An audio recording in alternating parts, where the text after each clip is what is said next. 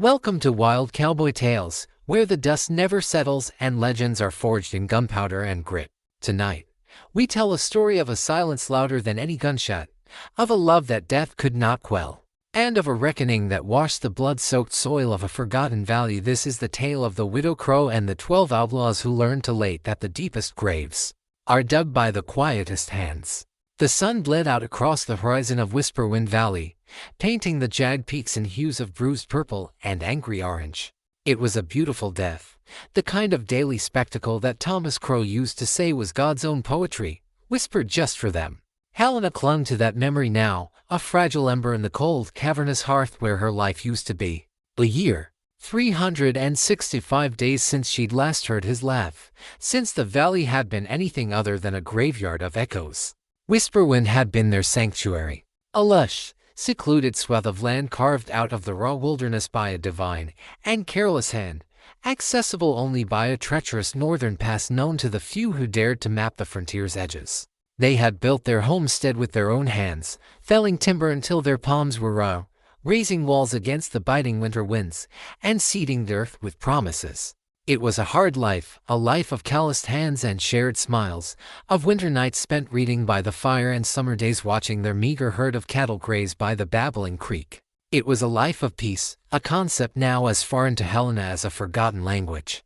The peace was shattered by the arrival of the Iron Fang Gang, led by a brute named Silas the Fankany, a man whose moniker came from a twisted, sharpened canine that snagged his lip when he smiled. There were a dozen snarling dogs kicked out of every decent territory and twice as many indecent ones. They saw the valley not as a home, but as a fortress, a place to hole up, to hoard their ill-gotten gains, and to lord over their own private, blood-soaked kingdom. They came with offers first, coin that glinted with the threat behind it, their smiles as false as a $3 bill. The other homesteaders, a handful of families scattered across the valley floor, had folded quickly. Fear was a potent currency, and the Iron Fang spent it liberally. But Thomas Crow was a man carved from the same stubborn rock as the mountains that cradled their home. He was tall and broad-shouldered, with a quiet strength that emanated from him like warmth from a stove. He would not sell. "This land holds more than just our cattle, Helena," he had told her one evening, his large, rough hand covering hers, his thumb tracing idle circles over her knuckles. "It holds the sweat of our labor, the roots of our future. It's not for sale at any price." Helena had felt a tremor of fear then, a cold snake coiling in her gut. She had seen the look in Silas Kane's eyes when he first made his offer, eyes like chips of flint, devoid of warmth or reason, that lingered on her a moment too long. But she had also seen the unshakable conviction in her husband's gaze, the quiet certainty of a man who knew what was right, and she had stood by him. That stand had cost him his life. The day it happened was seared into her memory, a brand on her soul that would never fade. They came at dusk, not as negotiators, but as a conquering horde. The 12 of them, a pack of hyenas circling their last to find prey, their horses trampling the vegetable garden she had so lovingly tended. They'd laughed as they dragged Thomas from the house, his protests silenced by the butt of a rifle. Silas Kane, with that predatory grin splitting his bearded face, had held the deed in one hand and a lit torch in the other. "Last chance, farmer," he'd snarled, the words slithering through the air like a sidewinder. "Your signature, or your ashes." Thomas's refusal was quiet, but unwavering. "Get off my land." The laughter that followed was the cruelest sound Helena had ever heard. It was the sound of casual brutality, of power wielded without conscience by men who found sport in suffering. She remembered the sight of the torch being tossed into the hayloft of the barn, the hungry, whooshing roar as the flames erupted, devouring years of hard work in a matter of seconds. She remembered their hands on her, rough and calloused, holding her back, forcing her to watch as Silas put the cold, dark muzzle of his pistol to Thomas's head. The shot was a deafening crack that shattered the world. Her scream was a raw, ragged thing, torn from the depths of her being, an echo of the gunshot that had just widowed her. It was a scream that no one in the valley heard, or perhaps, no one dared to answer. They had left her there, a lone figure amidst the glowing embers of her home and the cooling body of her husband, their triumphant laughter fading into the indifferent night. They thought her broken, a meek, quiet woman who tended a garden, mended shirts, and flinched at the sight of a spider. They saw only the tears, the silent, shuddering sobs that racked her small frame. They did not see the fire that the flames of her burning home had ignited behind her eyes. They did not see the hate solidifying into a diamond hardcore where her heart had been. In the days that followed, a thick fog of grief and shock had enveloped her.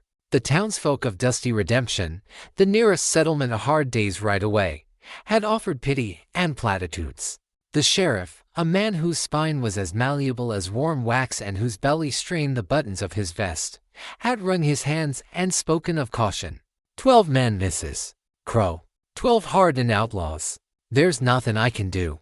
The valley's lost. Best you move on. They also a victim. A pitiful creature to be sheltered and then forgotten. And so, Helena let them.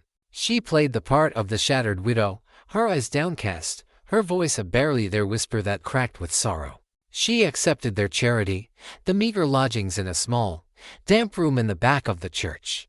And then, one night, she was gone.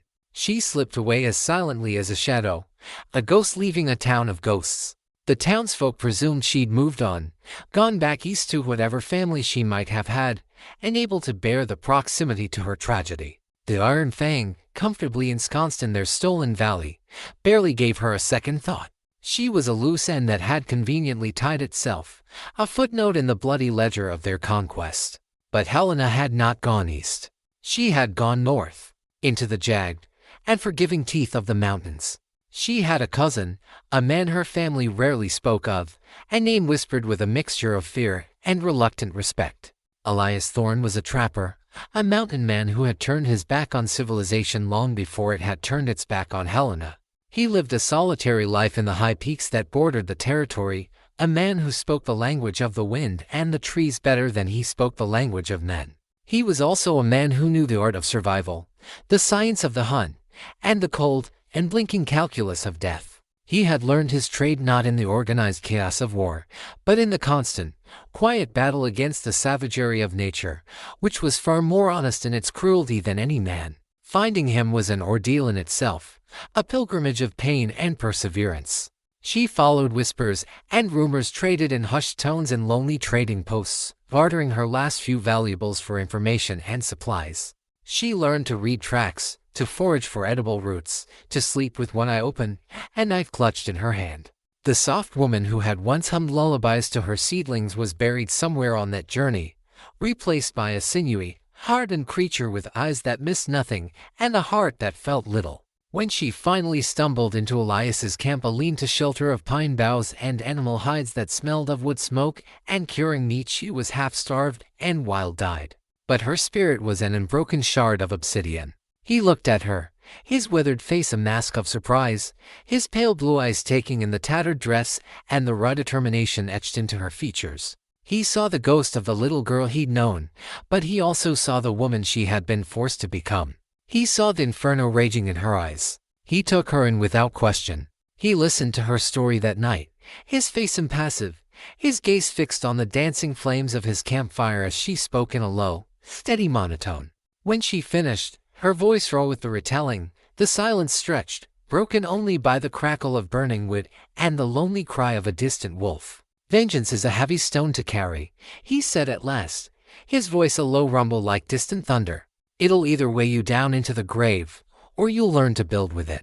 "Then teach me how to build," she had whispered, her hands clenched into fists so tight her knuckles were white. And so he did. For the next year, Elias Thorne became her reluctant and forgiving mentor. He stripped away the last vestiges of the farmer's wife and reforged her in the crucible of the wilderness. He started with the rifle, not her husband's old hunting Winchester, but a heavy, long-barreled Sharps .50 to 90 rifle he owned.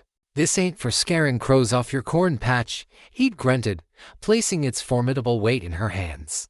"It's for dropping a bull elk at 500 yards. Or a man." Her shoulders ached from the recoil that felt like a mule's kick. Her ears rang from the repeated, deafening explosions. Her fingers bled from reloading the heavy brass cartridges. But she learned. She learned to control her breathing until her heartbeat was the only metronome. She learned to squeeze the trigger so gently it was like a lover's caress, to account for the fickle mountain wind that whispered secrets of trajectory and distance.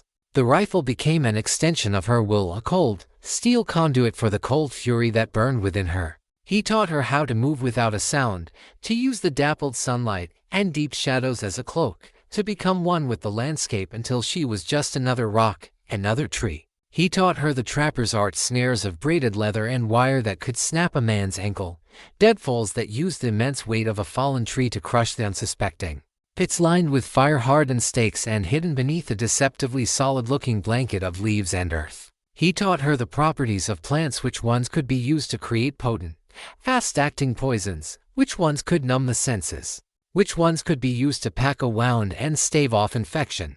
He taught her how to track, not just the obvious signs of a boot print in the mud, but the subtle, secret language of the wild, a single broken twig, a disturbed stone, the sudden, sharp alarm call of a Steller's jay. He taught her how to kill with a knife, a swift, silent motion that was both brutal and mercifully efficient. It was the hardest lesson, the one that brought the ball to her throat. The first time she killed a deer with her blade, its warm blood spilling over her hands, she had retched until her stomach was empty and her body shook with tremors. Elias had watched her, his expression unreadable. "Every living thing fights to stay that way," he said, his voice flat and devoid of pity. "To take a life is to take everything. You make damn sure the one you're taking deserves it." She never flinched again. The face of Silas Kane and his leering Nen was superimposed on every creature she hunted. Now, a year to the day since her world had ended, she was back. She stood on the high ridge overlooking Whisperwind Valley, the same ridge from which she and Thomas had first laid eyes on their future home, their hearts full of hope. The valley below was a changed place. Her homestead was a blackened scar on the verdant landscape, a testament to her loss. A larger, cruder structure had been erected nearby, the Iron Fang's den, thrown together with timber stolen from her land. Smoke curled lazily from its stone chimney. The sound of rough laughter she heard drifting on the wind was just as cruel, just as arrogant as it had been a year ago. They had forgotten her. She was a ghost, a bad memory they'd long since drowned in stolen whiskey. They believed they had won. They had taken her land, her home, her husband, her life. They were wrong. They had only taken the woman she used to be. The one she had become was here to take everything back, piece by bloody piece. She slid the heavy Sharps rifle from its leather scabbard, dulled steel cool and solid against her cheek. She was no longer Helena Crow, the farmer's wife. That woman was dead, buried with her husband beneath the ashes of their home. She was something else now, a force of nature, a whisper in the wind. She was the valley's judgment. Down below, one of the outlaws, a lanky, greasy-haired man named Jedediah Jed Finn, stumbled out of the main building, scratching his belly and squinting against the setting sun. He was laughing at some crude joke told by a companion still inside. He was the one who had held her left arm, his breath reeking of cheap liquor, his yellow teeth bared in a grin as he dug his fingers into her flesh like talons. Helena settled the rifle butt against her shoulder, the familiar, solid weight a cold comfort. She aligned the sights, her breath a small, white plume in the cool mountain air. She became utterly still, a predator focused on its prey, her world narrowing to the space between the front sight and the man below. She didn't think of Thomas. She didn't think of her old life. She thought only of the gentle crosswind, the distance, and the satisfying mechanical thud of the hammer falling. She exhaled slowly, her finger tightening on the trigger. The crack of the rifle shot across the valley, a sound that was both an end and a beginning. It was the first note in a symphony of retribution, a declaration of war that only one side knew had been declared. Down below, Jed's laughter was cut short, replaced by a wet, gurgling sound as if he were trying to swallow a mouthful of mud. A small, dark flower bloomed on his chest, blossoming into a crimson stain. He staggered back a step, a look of profound, almost comical surprise on his face, before his legs gave out, and he collapsed in a boneless heap in the dust. The laughter from inside the den of thieves died instantly. It was replaced by shouted questions and the harsh, discordant scrape of chairs on a wooden floor. Up on the ridge, Helena Crow worked the rifle's falling block lever with practiced efficiency, ejecting the spent cartridge. The brass shell casing spun through the air, glinting like a fallen star in the dying light before landing silently on a soft bed of pine needles. She chambered a new round without taking her eyes off the valley. She did not speak. She did not scream her husband's name to the uncaring sky. She simply watched, a silent, patient angel of death. One was down. 11 to go. The valley was quiet now, but for Helena, it was just beginning to echo with the sweet, resonant sound of justice. The hunt had begun.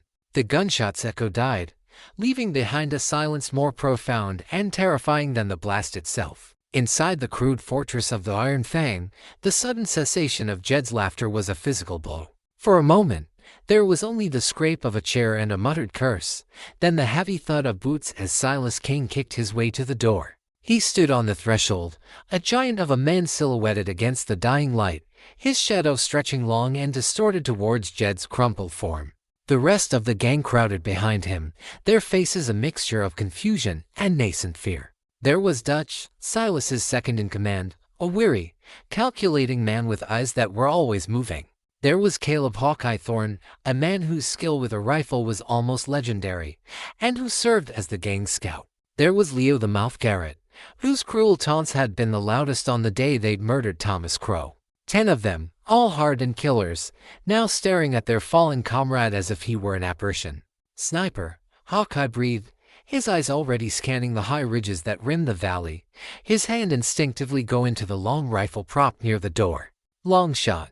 A damn long shot. Silas Kane strode out into the dust, his face a thundercloud of fury. He knelt by Jed's body, ignoring the blood that was already soaking into the parched earth. The wound was clean, a single, devastating hole in the center of the chest. A professional's shot. A lucky shot. Who the hell knows we're here? He snarled, his voice a low growl that carried in the still air. The Clanton boys. That posse from Silver Creek. Could be anyone, Dutch said, his gaze sweeping the same arc as Hawkeye's. We ain't made many friends, Silas. A wave of panicked energy surged through the men. They fanned out, grabbing rifles, pistols drawn, using the building and the surrounding rocks for cover.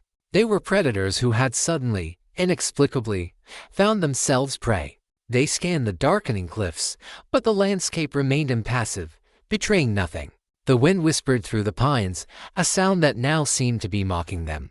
High above, hidden in a nest of ancient, weathered rock and gnarled juniper, Helena watched.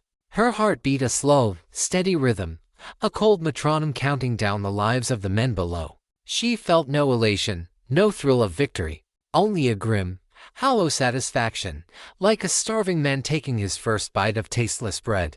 She had drawn first blood. She had turned their fortress into a cage. She watched as they carried Jed's body inside, their movements jerky and uncertain. She saw them argue, their gestures sharp and angry. Then, as full darkness fell, she slipped away from her perch, melting back into the landscape as if she were made of shadow and smoke. Her work for the night was done. The first seed of fear had been planted. Now, she would let it germinate in the darkness of their minds. For the next 3 days, an uneasy quiet settled over Whisperwind Valley. The Iron Fang gang was on edge. They moved in pairs, never alone, their eyes constantly scanning the ridges. They drank more heavily, their boisterous laughter replaced by guttural arguments and long, tense silences. Hawkeye and another man, a quiet tracker named Miguel, spent a full days combing the northern ridge where the shot must have come from. They found nothing. No boot prints, no trail, not even a single spent cartridge. It was as if the bullet had materialized out of thin air. It's a ghost, Miguel muttered on the third night, his dark eyes wide with a superstitious dread he usually kept hidden. This valley, it doesn't want us here. Shut your mouth, Silas spat, slamming his half-empty bottle of whiskey on the rough-hewn table. There ain't no ghosts. It was a lucky shot from a rival with a good scope. They're long gone by now, scared off by the size of us. We're the damn Iron Fang. We ain't scared of shadows. But he was. Helena could see it. She watched them from a new position every day, a different vantage point, learning their routines, their habits, their weaknesses. She was a patient hunter, and her prey was growing careless, their initial terror dulled by the passing days of inaction. Her next target was Leo the Mouth Garrett. He was the one whose laughter had been the loudest and longest as her home burned. He had been the one to spit on Thomas's body. The memory of it was a hot coal in Helena's gut. Leo was arrogant, lazy, and predictable. Every morning, like clockwork, he would take a short walk to a secluded copse of aspen trees by the creek to relieve himself, grumbling about the lack of a proper outhouse. He always took the same path. On the morning of the fourth day, Helena was not on a ridge with her rifle. She was deep in the woods, her hands working with a chilling proficiency that would have made Elias Thorne nod in grim approval. She used a length of thick, braided leather rope taken from her old barn, a heavy, dead log she had spent the better part of the previous day positioning, and a trigger mechanism fashioned from a carefully balanced system of carved branches. It was a deadfall, a simple but brutally effective trapper's tool designed to crush a bear or a mountain lion. Helena adapted it for a different kind of animal. She disguised her work with a masterful scattering of leaves and forest debris, making the ground look as undisturbed as it had for 100 years. She was gone long before the sun had fully risen, concealed in a thicket a quarter-mile away, her eyes fixed on the aspen grove. As expected, shortly after dawn, Leo Garrett emerged from the main building, stretching and scratching. He ambled down the familiar path, whistling a tuneless, John Uris tune. He was so confident, so wrapped in his own perceived invincibility, that he didn't notice the single, almost invisible tripwire stretched taut a few inches above the ground. The sound was not a gunshot. It was a sudden, violent crack of splintering wood, followed by a wet, sickening crunch and a choked-off scream that was more than sound. The heavy log, released from its perch, had fallen with incredible force, pinning Leo to the ground and crushing his torso. Back at the den, the sound was muffled, indistinct. "What was that?" one of the men asked, peering out a window. "Sounded like a tree falling," Dutch said, though his hand rested on his pistol. When Leo didn't return after 20 minutes, Silas sent 2 men to find him. Their shouts of horror echoed through the valley, sharp and clear. This time, the fear that gripped the remaining outlaws was different. A sniper was a threat they understood, a man against man. This was something else. This was primal, cunning, and terrifyingly intimate. The killer wasn't on a distant ridge. The killer was walking among them, in their woods, on their paths. When they brought Leo's mangled body back, the mood turned from fear to outright panic. "No man did this," Miguel whispered, crossing himself. "This is the work of the devil." Silas Kane stared at the crushed body of his man, his face pale beneath his thick beard. The bravado he had projected for days was gone, replaced by a cold, creeping dread.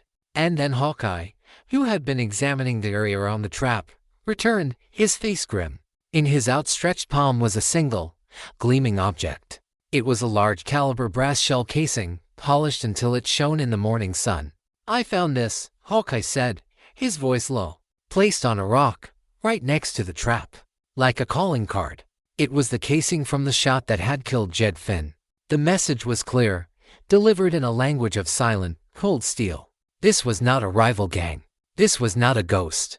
This was me. The one who shot Jed is the same one who just crushed Leo. I am still here. And I am not finished. The 9 remaining members of the Iron Fang gang looked at each other, their faces etched with a new, deeper terror. They were not just being hunted, they were being taunted. They were trapped in a valley that had become their executioner's playground, and the executioner was toying with them, leaving souvenirs of their demise. That night, no one slept. Every rustle of leaves, every hoot of an owl, every whisper of the wind was the sound of their doom approaching. And Helena Crow, hidden in the patient darkness, listened to their fear, and found it to be the only comfort she had known in a year. The discovery of the shell casing shattered the gang's fragile morale like a stone through a window pane. It transformed the unseen killer from a random threat into a calculating, personal enemy.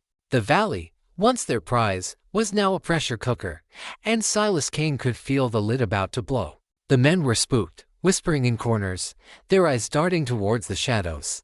The superstitious ramblings of Miguel were starting to sound less like madness and more like prophecy. "This ain't right, Silas," Dutch said, his voice a low rasp as they stood over a map of the valley spread on the table. 2 men dead in 4 days. First a shot from 1,000 yards, then a trap a child could have missed if he weren't looking.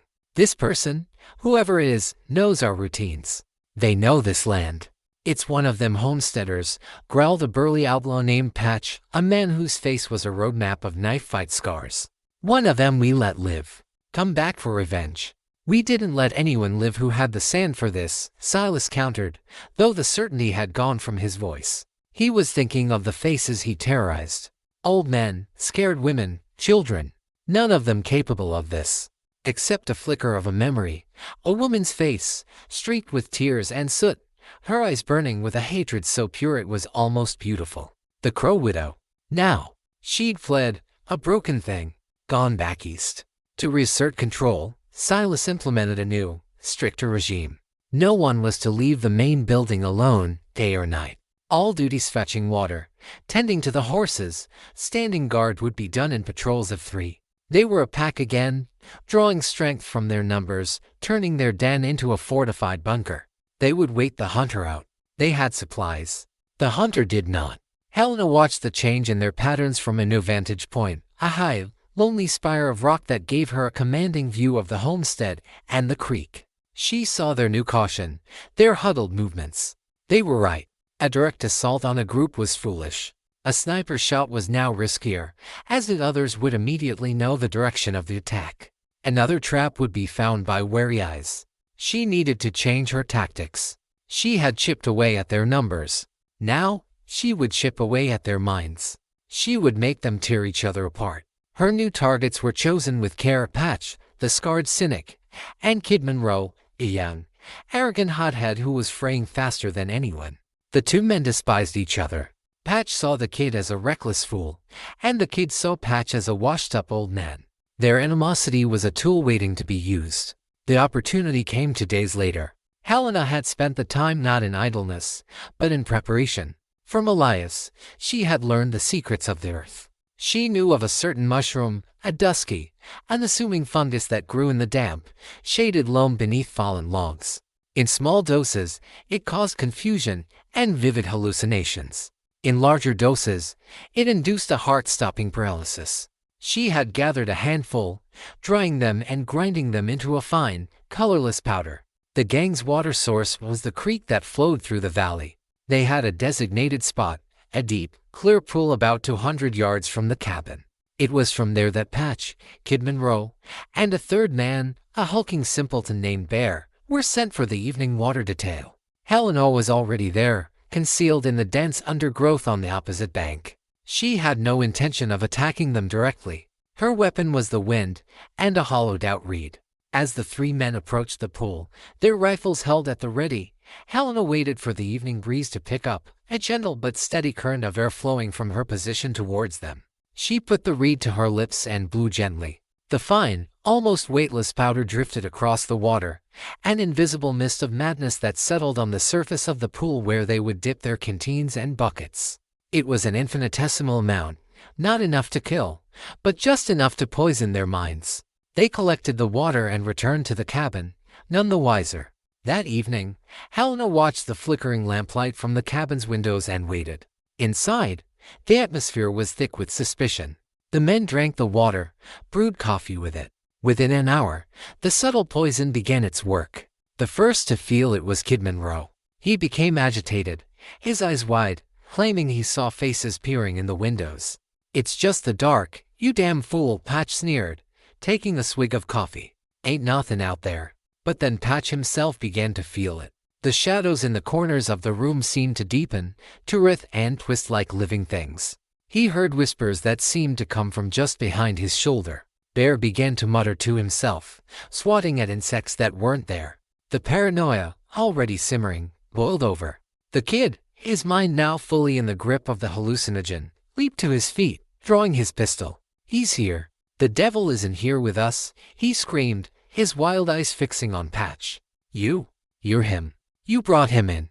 "Put the gun down, boy," Patch growled, standing slowly, his own perception warping.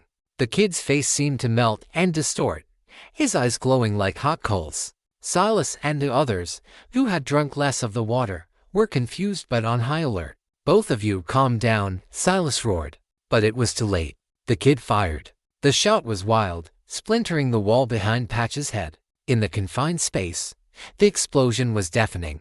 Patch, his own poisoned mind convincing him that the devil was indeed attacking, drew his own weapon and returned fire. Chaos erupted. Men dove for cover, shouting, not knowing who was shooting at whom. In the midst of the pandemonium, Silas Kane made a brutal calculation. Order had to be restored. He leveled his own heavy Colt and shot Kid Monroe in the chest. The young outlaw fell, a look of surprise on his face. As the kid fell, Patch, still firing wildly, was shot by Dutch, who believed Patch had gone insane and was trying to kill them all. When the smoke cleared, 2 more members of the Iron Fang gang lay dead on the floor of their stolen home. But they had not been killed by a ghost in the trees. They had killed each other. Silas Kane stood over the bodies, his chest heaving, his face a mask of cold fury and dawning horror. This was not a revenge seeker. This was not a rival gang. This was a plague, a curse that had been laid upon them. It had turned their guns, their strength, their own violent natures, against themselves. From her distant perch, Helena had heard the muffled shots. She saw the light in the cabin burn long into the night. She couldn't see the bodies, but she could imagine the scene. She had taken 2 more of them without firing a single bullet herself. She had turned their fortress into an asylum, and the inmates were killing the staff. 7 were left. And now, they were not only afraid of the shadows outside, they were terrified of the men standing next to them. The Iron Fang was beginning to eat itself alive. Helena settled back into the cold comfort of the rocks, the wind carrying the faint, frantic shouts of her enemies. It was the only lullaby she needed. The double-killing, a fratricide born of poison and paranoia, had broken something essential in the 7 remaining outlaws. The brutal, simple hierarchy of the gang, enforced by Silas Kane's fist, was dissolving into a puddle of mutual distrust. Their fortress was no longer a safe haven but a shared cell, and every cellmate was a potential executioner. The unseen enemy had not only besieged their walls but had breached the defenses of their very minds. It was Dutch, the weary, pragmatic second-in-command, who finally articulated their desperation. "We can't just sit here and wait for it to pick us off," he argued, his voice low and intense in the grim morning light. The bodies of Patch and the kid had been unceremoniously dumped in a shallow grave behind the horse corral. "We're the damn Iron Fang. We don't wait to be hunted. We hunt." Silas, who had been staring into the dregs of his coffee as if searching for an answer, looked up. The fire in his eyes was banked, but not extinguished. He was a cornered wolf, and a cornered wolf is at its most dangerous. "Hunt what, Dutch?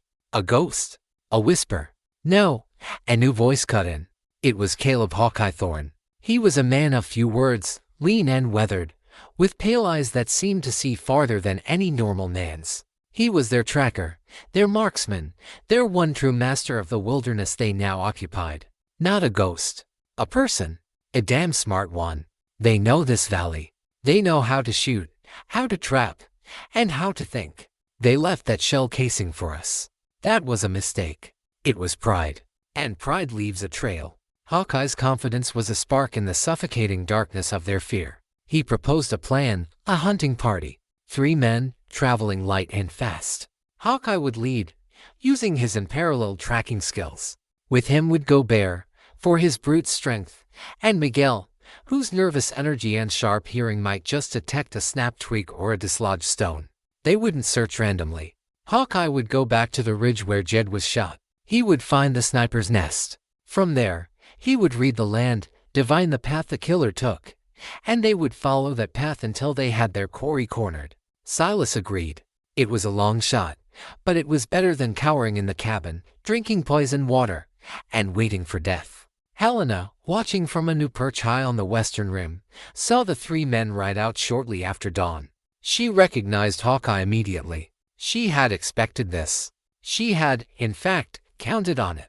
The hunter's pride was a universal weakness. She let them go. She watched them ride towards the northern ridge, their forms shrinking against the vast landscape. She did not retreat. She did not run. She simply melted back into the mountains, a ghost in her own right, and began to circle. The hunt had begun, but the roles of predator and prey were not as clear as Hawkeye believed. For 2 days, a tense cat-and-mouse game played out across the rugged backcountry of Whisperwind Valley. Hawkeye was as good as his reputation. He found the sniper's nest, a place so perfectly concealed that Bear and Miguel walked right past it twice. He found no boot print Chelina had worn soft, deer-hide moccasins that left almost no impression, but he found other signs.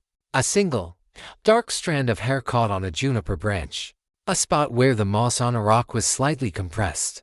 He deduced her path of retreat, a winding, difficult route that stayed on hard rock and in the shadows of the deep woods. Helena knew she was being followed.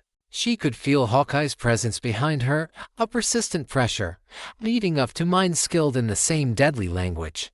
She could have easily lost them, vanishing into the labyrinthine canyons she now knew so well. But that was not her plan. She was not fleeing. She was leading. She led them deeper into the mountains, towards a place the other outlaws avoided, narrow, winding box canyon known on old maps as Sorrow's Mow. It was a place of perpetual shadow, where the walls were so high and close together that the sun barely touched the canyon floor. The air was cold and damp, and the silence within was so complete that a man could hear the frantic beating of his own heart. On the third day, as they entered the mouth of the canyon, even Bear's simple-minded bravado faltered. "This place gives me the creeps, Hawk," he grumbled, his voice echoing unnaturally off the damp rock walls. "She came this way," Hawkeye insisted, his eyes fixed on the ground. "She's in here. She's trapped." Helena watched them from a narrow ledge 50 feet above, concealed in a crevice that was little more than a scar in the rock face. She had spent the last day and a half preparing this place. She had not built a trap of logs and rope. She had built a trap of terror and confusion. As the three men moved deeper into the canyon, a strange sound began to echo around them. It was a low, mournful moan, a sound like the wind blowing over the lip of a giant, empty bottle, but with a human, sorrowful quality. Miguel stopped dead, his face ashen. "What is that?" he whispered, his hand clutching the silver cross he wore around his neck. "It's just the wind in the rocks," Hawkeye snapped, though he too felt a prickle of unease. But it wasn't the wind. It was Helena. She was using a hollowed-out gourd, an instrument Elias had shown her how to make, capable of creating a range of very resonant sounds that the canyon's acoustics amplified into a symphony of dread. She let them press on, the moaning sound growing louder, seeming to come from all directions at once. Then, a new element was added. From her perch, she dislodged a single, large rock. It tumbled down the cliff face, crashing onto the canyon floor 100 yards ahead of them, the sound exploding like a cannon shot in the confined space. The men jumped, spinning around, their rifles raised. Now, their nerves were frayed. They were seeing shadows move, hearing whispers in the moaning wind. This was when Helena chose to strike. Her target was not Hawkeye. It was the weak-linked bear. The giant was a creature of simple action, not of nerve. As he nervously scanned the canyon walls, Helena raised her sharps rifle. She had a clean shot. But she did not aim for his head or his heart. She aimed for the rock face just above him. The heavy .50 caliber slug struck the stone with incredible force. It didn't just chip it, it shattered it. A shower of rock shards, some as large as a man's fist, rained down on the outlaws. Bear, looking up at the sound, took a large, jagged piece of rock directly to the temple. He crumpled without a sound, his great strength undone by a simple law of physics. Miguel screamed, firing his rifle blindly at the cliffs. Hawkeye, the consummate professional, dove for cover, dragging Miguel with him behind a large boulder. He knew now. This was an ambush. "She led us in here," he yelled over Miguel's panicked shots. "She was waiting for us." He scanned the cliffs above, searching for the muzzle flash, for any sign of his opponent. But there was nothing. Helena had already moved, scurrying through the network of ledges and crevices like a mountain goat. Hawkeye was focused on what was above and in front of him. He never thought to look behind. Helena had circled through a narrow, hidden passage in the rock that she had discovered weeks ago. She emerged at the mouth of the canyon, effectively sealing them in. She crept up behind their position, her moccasins making no sound on the sandy floor. Miguel was still firing hysterically at the empty cliffs. Hawkeye was crouched, his rifle up, his attention completely focused down the length of the canyon, waiting for the killer to show herself. He was so focused, so intent on the hunt, that he never heard the whisper of footsteps behind him. He never felt the cold premonition of death at his back. The last thing Caleb Hawkeye Thorne, the man who could see a fly on a horse at 500 yards, ever saw was the damp, gray rock of the canyon wall in front of him. Helena's knife was a swift, silent punctuation mark to his life. A single, efficient motion across his throat that Elias had taught her. It was brutal, intimate, and utterly silent. Miguel, turning at the sound of Hawkeye's gurgle, saw the spectral figure of a woman, her face a pale, emotionless mask, standing over his dead comrade. He opened his mouth to scream, but the heavy butt of Helena's rifle swung in a short, vicious arc, and his world dissolved into blackness. When Miguel awoke hours later, he was alone. The bodies of Hawkeye and Bear were gone. The moaning sound had stopped. There was only the oppressive silence of the canyon. He scrambled to his feet and ran, a mindless, panicked flight from the haunted canyon. He ran all the way back to the homestead, his story tumbling out in a torrent of terrified nonsense about ghosts and a devil woman who appeared out of thin air. Silas and Dutch listened, their faces grim. Their hunting party was gone. Their best man was dead. And their enemy was not just a sniper. She was a strategist, a phantom who could turn the very rocks of the valley into a weapon. That evening, as the remaining 5 outlaws huddled in their cabin, a bundle was thrown from the darkness onto their porch. It was Hawkeye's rifle, snapped into over a rock. Wrapped around the broken stock was his ammunition belt, and tucked into one of the cartridge loops was a small, crudely carved wooden bird. Silas Kane stared at the bird, his blood running cold. He had seen a carving like that once before, a year ago, in the hands of a farmer named Thomas Crow, who had been whittling it for his wife. The ghost finally had a face, and the knowledge was 1,000 times more terrifying than any phantom. The revelation struck Silas Kane with the force of a physical blow. The Crow widow, the quiet, mousy woman he dismissed as a broken-hearted refugee, a loose thread he hadn't even bothered to snip. The idea was so preposterous, so utterly insane, that it had to be true. No one else had a reason to hunt them with such singular, patient fury. No one else knew their faces so well. "It's her," he breathed, the words barely audible over the crackle of the fire. The 4 remaining men, Dutch, Miguel, and 2 brothers, Jesse and Frank Colton, stared at him. "Her who?" Dutch demanded. "The farmer's wife. The Crow woman." A heavy silence descended on the room. Miguel crossed himself, his face a mask of superstitious horror. "A woman? A woman did all this?" "No. It is a demon wearing her skin. I don't care if it's the devil himself wearing her Sunday dress," Silas snarled, his terror quickly transmuting into a familiar, white-hot rage. "She's flesh and blood, and she bleeds." But the knowledge did not empower them. It humiliated them. To have been outmaneuvered, outfought, and decimated by a lone woman, a farmer's wife they had laughed at, was an unbearable insult to their violent pride. The fear remained, but now it was laced with a venomous, personal hatred. For the next week, the heavens seemed to weep for the valley's dead. A cold, relentless rain began to fall, turning the dusty ground into a thick, clinging mud. The sky was a bruised, leaden sheet, and a damp chill seeped into the very bones of the cabin. The world outside the grimy windows became a gray, washed-out blur. For the 5 remaining outlaws, it felt as if the valley itself was trying to drown them. They stayed inside, huddled around the fire, the walls of the cabin feeling more like a coffin with each passing day. The storm mirrored their mood, grim, oppressive, and without end.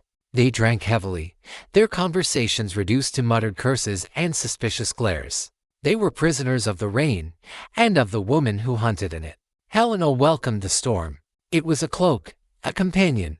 The rain washed away her tracks, the wind masked her movements, and the constant drumming on the roof of the cabin covered any sound she might make. She was no longer a distant threat on a ridge.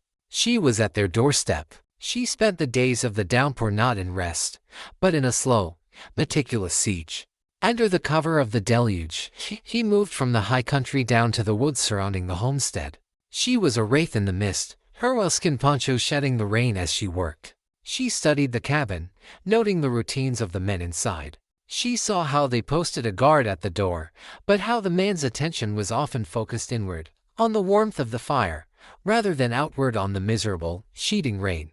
Her next target was the one who was already broken, Miguel. His mind, already fertile ground for superstition, was now consumed by the belief that he was being hunted by a supernatural entity. He jumped at every clap of thunder and stared into the fire for hours, claiming to see faces in the flames. He was a liability, and the others were growing tired of his incessant, terrified muttering. On the 3rd night of the storm, the wind howled like a banshee, rattling the shutters and driving the rain against the windows in horizontal sheets. It was the perfect night. Helena crept through the mud and dripping trees to the edge of the clearing. She carried no rifle, only her knife and a length of rope. She had noticed a loose shutter on a small window at the back of the cabin, the one overlooking the crude graves of their comrades.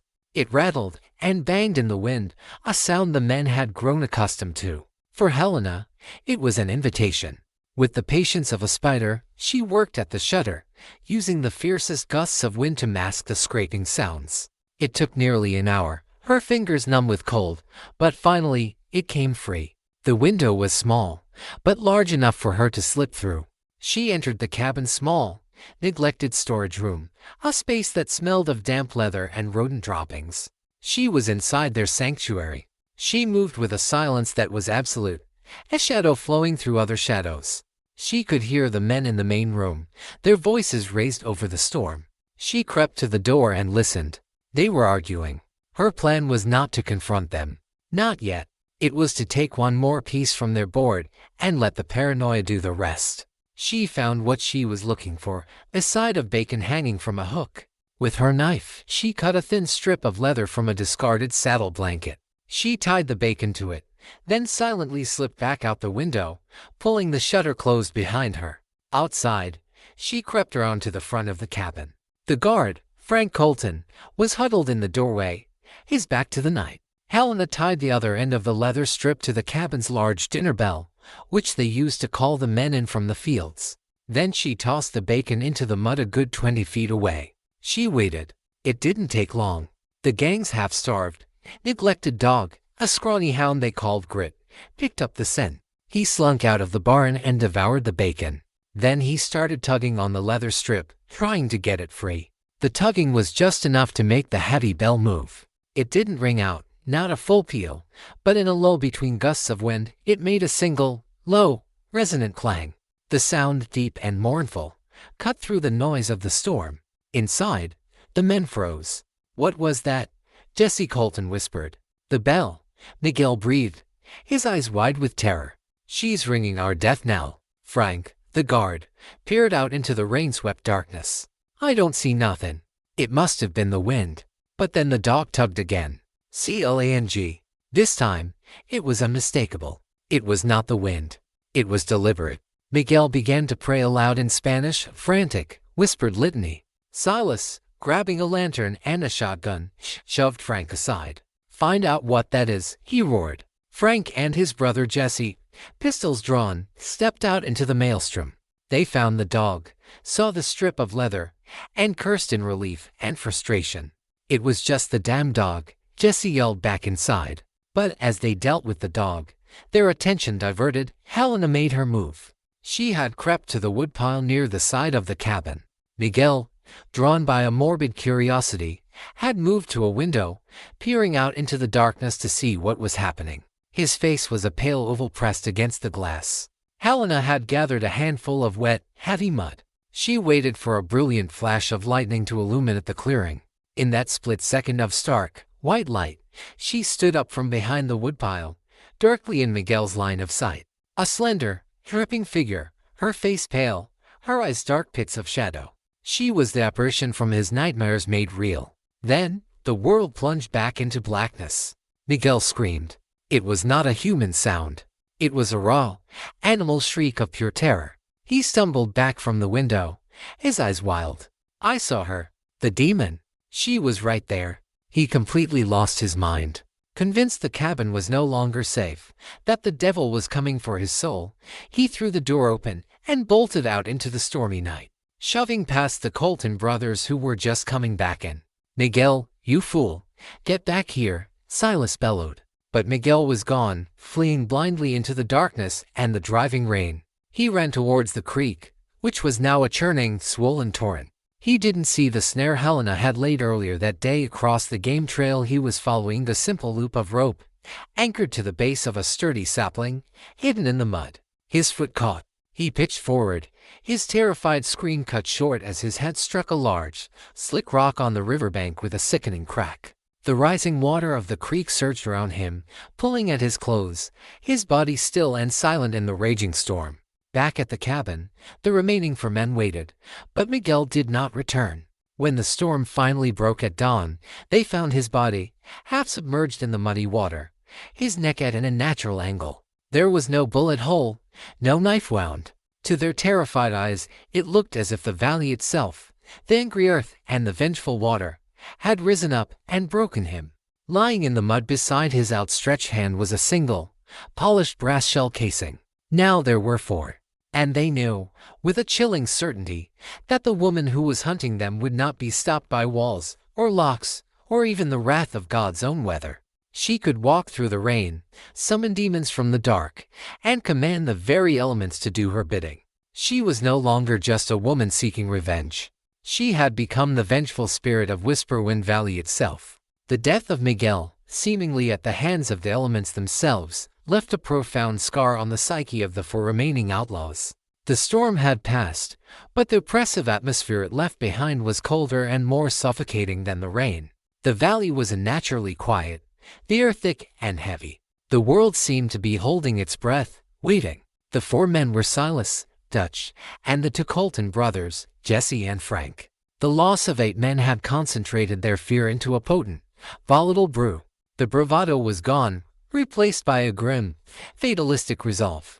They were no longer conquerors, they were the last defenders of a hopeless siege.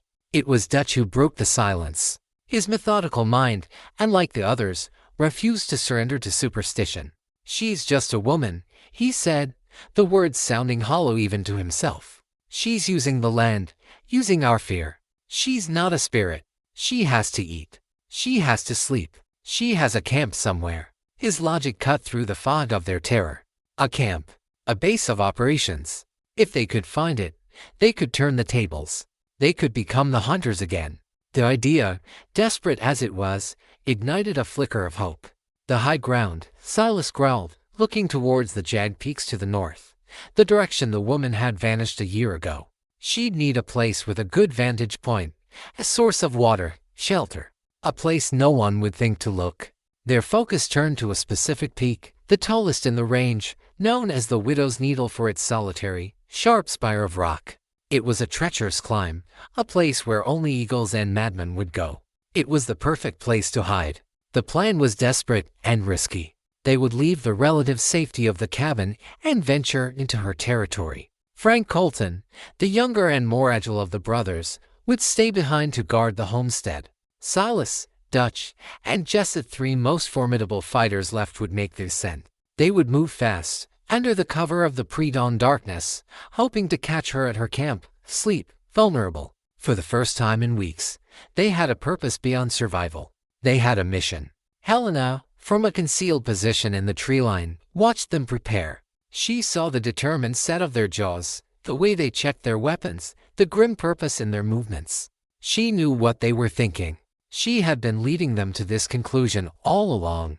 Her camp, her sanctuary, was indeed in the high peaks. But she had more than one. And the one she wanted them to find was not a place of rest. It was a place of judgment. She let them get a head start, a long one. She watched their 3 figures begin the arduous climb up the base of the Widow's Needle, moving slowly, cautiously. Then she began her own ascent, taking a different route, one that was steeper, more dangerous, but one that she knew intimately. She moved with the speed and certainty of a mountain goat, her light frame and sinewy strength making a mockery of the clumsy progress of the men below. By midday, the 3 outlaws were exhausted. The climb was harder than they had imagined, the air thinner. They found a small, sheltered alcove to rest, catching their breath and surveying the valley spread out below them. It was from there that Jesse saw it. A thin, almost invisible wisp of smoke, curling up from a rocky plateau a few hundred feet above them, near the base of the needle itself. "There," he breathed, pointing. "Got her." A surge of adrenaline cut through their fatigue. They had her. They crept upward, their movements now infused with a predator's stealth. Silas took the lead, his shotgun held at the ready. They reached the edge of the plateau and peered over. The scene was exactly as they'd hoped. A small, smoldering campfire was set in a ring of stones. A bedroll was laid out under a rock overhang. A leather satchel lay nearby. But there was no sign of the woman. "She's out hunting," Dutch whispered, a cruel grin spreading across his face. "Let's give her a surprise when she gets back." They settled into wait, their confidence soaring. They had finally outsmarted the ghost. Silas poked at the satchel with the barrel of his shotgun. It was unexpectedly heavy. Curiosity overriding caution, he nudged it open. It was filled with rocks. And something else. Small, cloth-wrapped bundles, tied with twine. He opened one. Inside was a mixture of dried pine resin, sulfur, and fine charcoal powder. A cold knot of dread formed in Dutch's stomach. Silas, that's gunpowder. Before the implication could fully register, Jesse, who had been looking down the mountain, shouted, "Silas, look!" He was pointing at the path they had taken, at the steep, winding trail that was their only way down. A new fire had started. Not a campfire, but a roaring, hungry blaze. A wall of flame was greedily consuming the dry brush and pines, climbing the mountainside with terrifying speed. The wind, which had been a gentle breeze, was now fanning the flames, driving the fire straight towards them. They were trapped. The path below was an inferno. The cliffs above were sheer and scalable rock. Panic set in. They had not found her camp. They had walked into the heart of a perfectly designed trap. The campfire they'd found wasn't a camp. It was a beacon. And the satchel of gunpowder. "It's a bomb," Dutch screamed, scrambling away from it. As if on cue, a single, long-range rifle shot echoed from the opposite side of the small canyon. The bullet did not hit any of them. It struck the stone ring of the campfire, sending a shower of hot sparks directly into the open satchel. The explosion was not a deafening blast, but a violent, whooshing concussion of fire and force. It erupted in the center of their position, sending a wave of flame and superheated air washing over them. Jesse Colton, closest to the bag, was engulfed instantly. Dutch was thrown backwards, his clothes smoking, his body peppered with burning embers.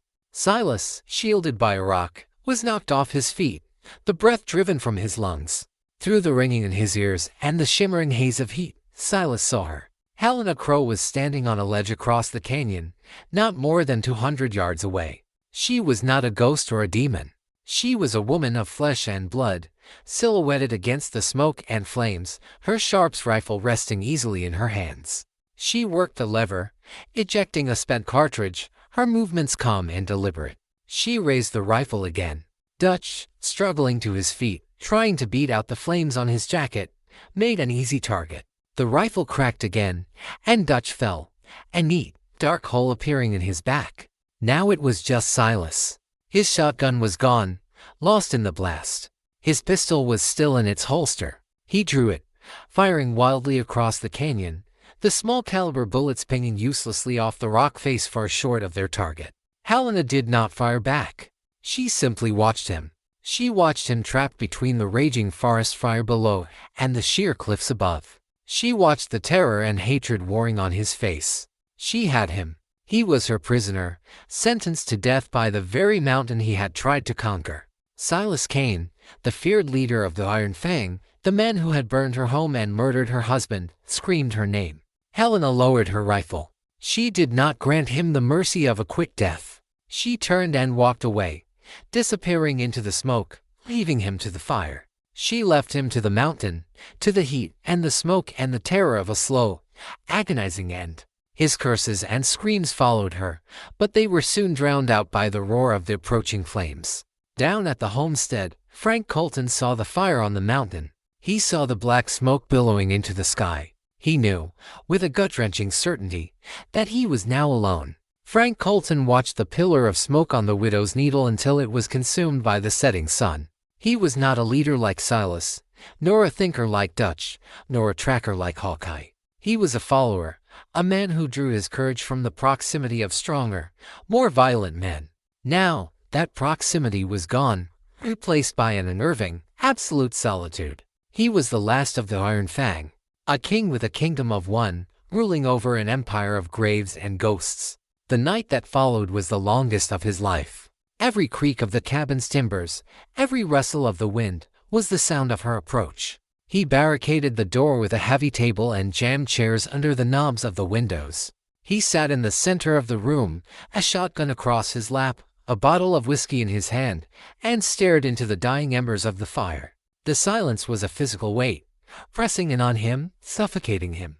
He was not just afraid of her, he was in awe of her. She was a force of nature, a one-woman apocalypse. She had outshot their best marksmen, out-trapped their trappers, outthought their leader. She had made them kill each other and had summoned fire from the heavens to consume the rest. In his whiskey-soaked mind, she was no longer the farmer's wife. She was a vengeful goddess, and this valley was her temple. By dawn, a new feeling had taken root in his heart, pushing aside the terror, a strange, desperate desire to live. He did not want to die here, in this haunted place, waiting for a shadow to slit his throat. He would run. He would take the best horse, all the money they had stashed, and he would ride. He would ride until the valley was just a bad memory and he would never, ever look back. The plan gave him a surge of manic energy. He did not wait. As the first gray light of dawn filtered through the grimy windows, he began to move. He stuffed wads of cash and a few provisions into his saddlebags. He strapped onto pistols and grabbed a rifle. He kicked away the barricades and burst out of the cabin, his eyes scanning the tree line, his heart hammering against his ribs. The clearing was empty. The world was still and silent. He sprinted to the corral, his boots sinking in the mud. The horses were there, nickering nervously. He saddled the fastest one, a powerful black stallion Silas had stolen from a rancher near Redemption. His hands shook as he tightened the cinch.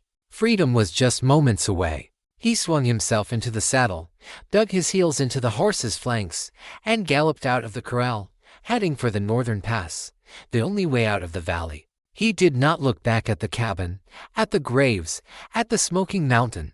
He looked only forward, towards the promise of escape. He rode hard, pushing the stallion to its limits. The wind whipped at his face, and for the first time in weeks, he felt a flicker of hope. He was getting away. He was going to survive. He laughed, a wild, unhinged sound that was half sob, half cheer. Helena was not in the trees. She was not on a ridge. She was waiting for him on the trail. She stood in the middle of the narrow pass, a place where the high rock walls closed in, leaving no room to go around. She was not hiding. She was simply there, alone, still figure, her sharps rifle held loosely at her side. When Frank saw her, his blood ran cold. The horse saw her too, and shied, rearing up with a frightened whinny. Frank fought to control the panicked animal, his own terror mirroring the beast's. She was just standing there, watching him, making no move to raise her weapon. "Get out of my way, damn you," he screamed, his voice cracking. He raised his own rifle, but the sights danced, his hands trembling too much to aim. Helena remained silent. She took a single step to the side, clearing the path. It was a gesture of contemptuous dismissal. "Go ahead," it seemed to say. "Run. It won't matter." For a moment, Frank was confused. Was she letting him go? Was this some kind of trick? He hesitated, his mind racing, but the desire for freedom was too strong. He spurred the horse forward again, aiming to gallop right past her. As he drew level with her, she moved with a speed that was almost faster than the eye could follow. She did not reach for her rifle. Instead, she swung a heavy, weighted ballast, 3 leather-wrapped stones tied together by strong cords that she had concealed in her hand. It flew through the air in a perfect, spinning arc and wrapped itself around the stallion's front legs.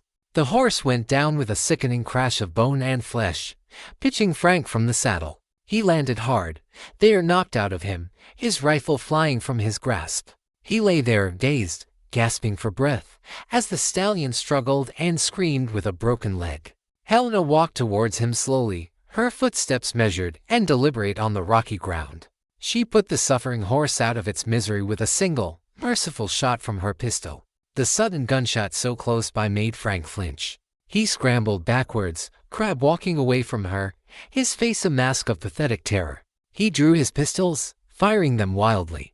The bullets ricocheted off the rocks around her, but none came close. She just kept walking, her expression as calm and unreadable as a stone effigy. His pistols clicked empty. He threw them at her, uselessly. He was disarmed, broken, and cornered. He was at her mercy. He stopped scrambling and simply stared up at her as she stood over him, her shadow falling across his face. "Please," he whimpered, the word pathetic and small in the vast silence of the pass. "Please. I didn't kill him. It was Silas. I was just there." Helena looked down at him, her eyes as cold and gray as the morning sky. She remembered his face. He was the one who had held her right arm, his laughter joining the chorus as her husband's life was extinguished. He was as guilty as the man who pulled the trigger. She did not speak. She did not offer absolution or condemnation. She simply raised her own pistol, the same one she had used on the horse. She cocked the hammer, the sound of final, metallic click in the stillness. Frank Colton closed his eyes and began to sob. He was the last of the Iron Fang, and his end was not in a blaze of glory, not in a hail of bullets, but on his knees, begging for his life from the woman whose life he had helped destroy. The single gunshot that ended Frank Colton's life was not a thunderous declaration of victory. It was a flat, final sound, swallowed almost immediately by the immense silence of the pass. Helena stood over the body for a long moment, the smoke from her pistol's muzzle coiling in the cool morning air like a departing spirit. 11 down. 1 to go. She did not feel triumph. She did not feel joy. The fire of her rage had burned so hot for so long that it had consumed everything else, leaving behind only a cold, hollow emptiness. Each outlaw she had killed was a log thrown onto the pyre, and now, with only one remaining, she could feel the last of the heat beginning to fade, leaving her exposed to the biting wind of what came next. She did not leave the body for the buzzards. In a strange, almost ritualistic act of closure, she dragged both Frank and the dead horse off the trail, covering them with a simple cairn of rocks. It was not out of respect for the man, but perhaps out of a need to bury the past, to put the dead things in the earth where they belonged. Her thoughts now turned to Silas Kane. She had assumed him dead, consumed by the fire on the mountain. But as she had patrolled the valley's perimeter over the last few days, she had seen signs. A single, desperate track in the mud near the creek. A raided vegetable patch from one of the abandoned homesteads. He had survived. Burned, injured, and alone, but alive. He had become a scavenger in the valley he had stolen, a wounded animal hiding in the ruins of his own kingdom. She knew where he would go. There was only one place left for him, redemption. The dusty, forgotten town a day's ride away. It was the only sliver of civilization within his reach, the only place he might find a doctor, or a horse, or a bottle of whiskey to dull the pain. And so, Helena began her final journey. Not as a hunter stalking prey, but as a specter escorting a soul to its final judgment. She walked. She left her rifle, her traps, and her tools of war hidden in a secure cache in the mountains. She carried only her pistol, tucked into her belt, and the weight of the 11 lives she had taken. The long walk to redemption was a pilgrimage through a landscape of memories. She passed the spot where she and Thomas had picnicked. She passed the ancient oak tree he had loved. Each step was a fresh stab of grief, a reminder of the life that had been stolen from her, a life no amount of vengeance could ever bring back. By the time she reached the outskirts of redemption, it was dusk. The town was a collection of weary-looking buildings huddled together against the vast, indifferent plains. The air smelled of dust, manure, and stale beer, and fear. She could feel it. The news of the events in Whisperwind Valley must have trickled in, carried by a lost traveler or whispered rumors, morphing into a terrifying legend of a haunted valley where a dozen hardened outlaws had simply vanished. She walked down the town's single, muddy street, a solitary, determined figure. The few townsfolk who were out scurried inside, their faces pale, their eyes wide. They saw not a woman, but an omen. The ghost of the valley had come to town. She knew where he would be. There was only one place in town that catered to men like Silas Kane.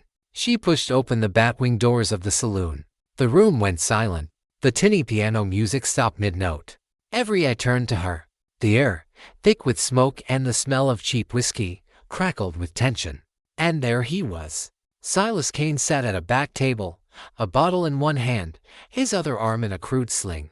His face and neck were a patchwork of angry red burns, his beard singed away in patches. He looked gaunt, haunted, a deposed king drinking himself into oblivion.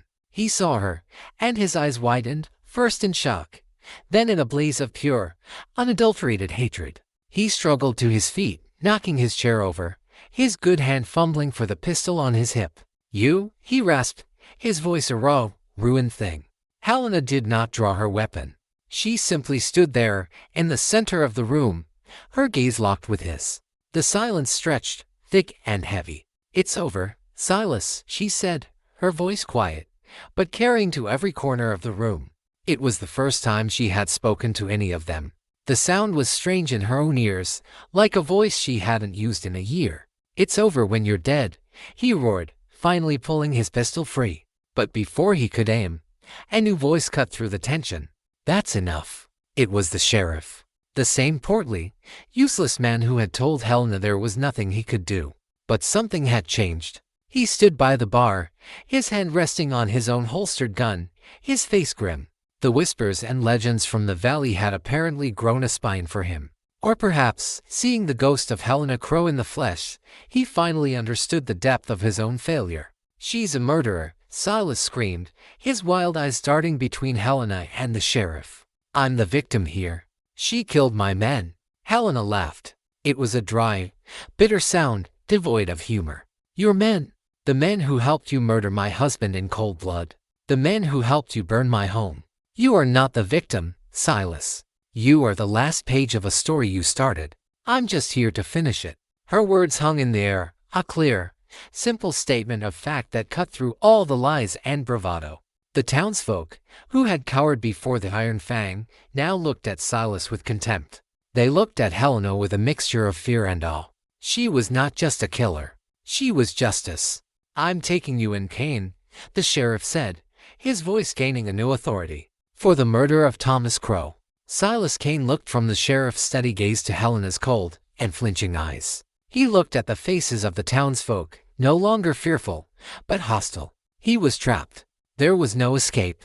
His reign of terror, which had begun with a gunshot in a peaceful valley, was ending here, in a shabby saloon, under the weight of a single woman's will. His face contorted in a final, desperate snarl of defiance. He raised his pistol. The moment hung, suspended in time. Silas Kane, a cornered animal, making his final, futile stand.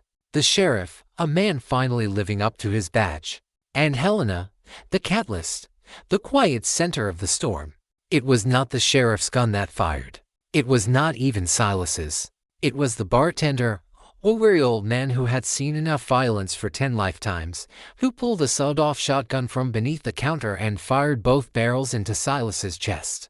The blast was catastrophic in the enclosed space. Silas Kane was thrown backwards, crashing through the table, his final act of defiance dissolving into a bloody and dignified heap on the floorboards.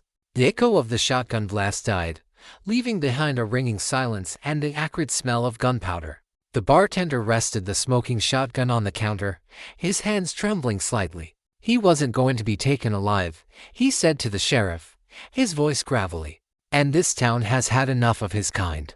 The tension in the room broke. People started talking at once, a babble of shock and relief.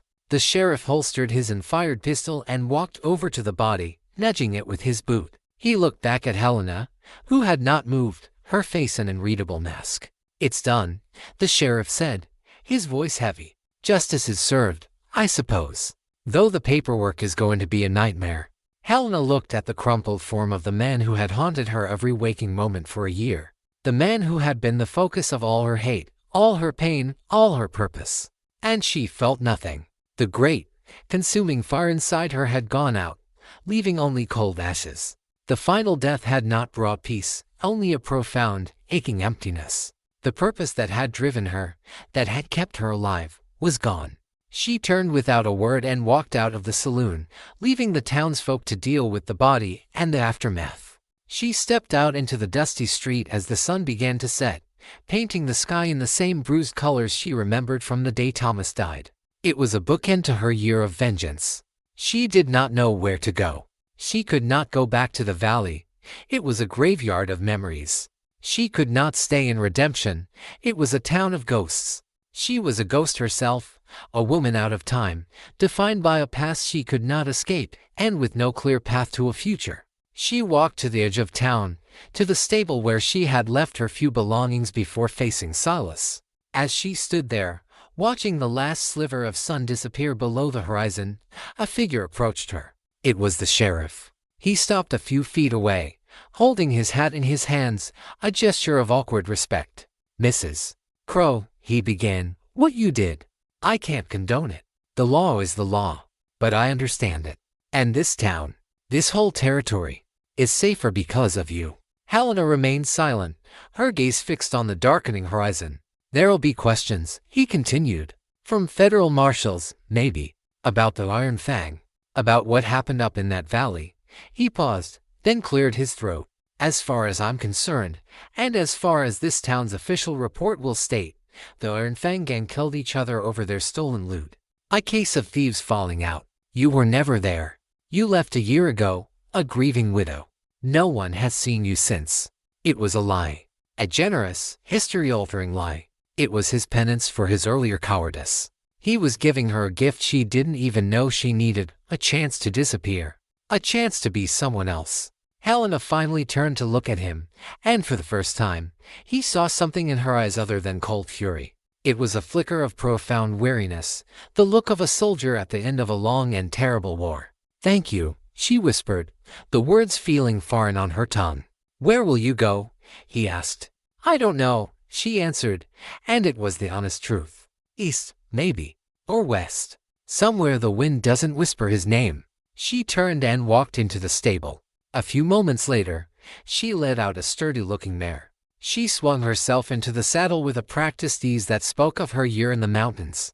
She was no longer the farmer's wife, nor was she the angel of death. She was just a woman alone, under a vast, star-filled sky. She looked down at the sheriff one last time. "Tell them," she said, her voice clear and steady, "that the valley is quiet now."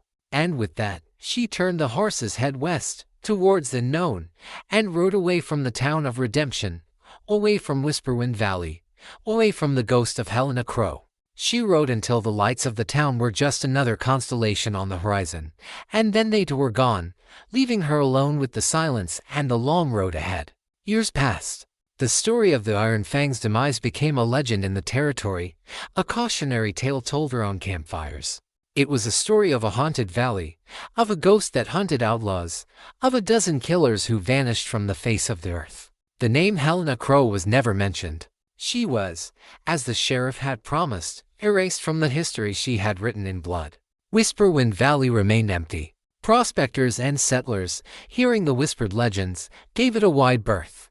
They said the wind and the high passes still sounded like a woman's mournful cry, that on stormy nights you could hear the faint echo of gunshots. It became a place on a map to be avoided, a quiet and touched monument to a private war. And Helena? She rode west. She crossed the plains, traversed the deserts, and saw the great ocean that swallowed the sun each evening. She took a new name, worked odd jobs on ranches and in small, fledgling towns. She was quiet, kept to herself, her hands calloused, her eyes holding a deep, distant sorrow that no one ever dared to question. The skills Elias had taught her patience, the awareness, the self-reliance served her well in the untamed West. She never held a rifle again.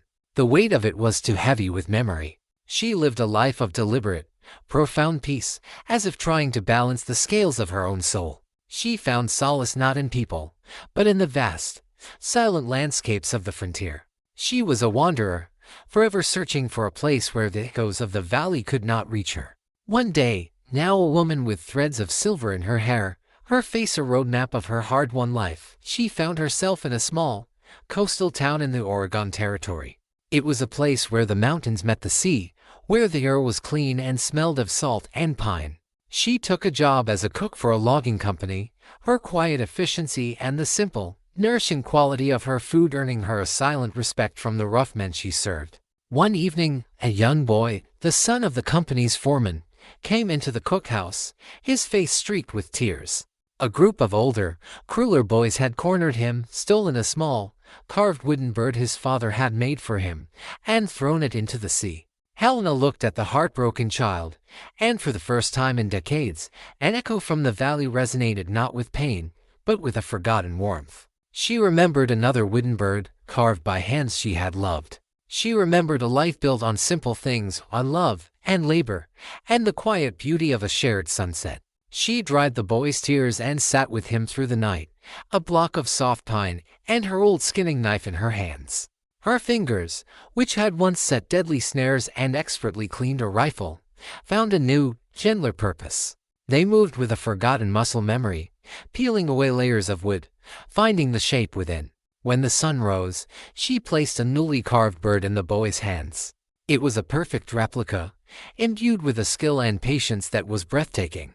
The boy's face lit up with a joy so pure and bright it was like the dawn itself. In that small, simple act of creation, of restoring a small piece of happiness to a sad child, Helena Crow finally found what vengeance could never give her. It was not peace, for her heart would always carry its scars. It was not redemption, for she would never forget the price that had been paid. It was something quieter, something gentler.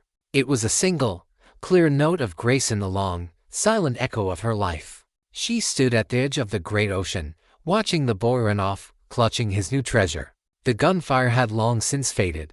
The ghosts had been laid to rest. The valley was quiet, and at long last, so was the heart of the woman who had once been its storm. She was no longer defined by the 12 men she had sent to their graves, but by the single, small bird she had brought back to life. And in that, she finally found her way home.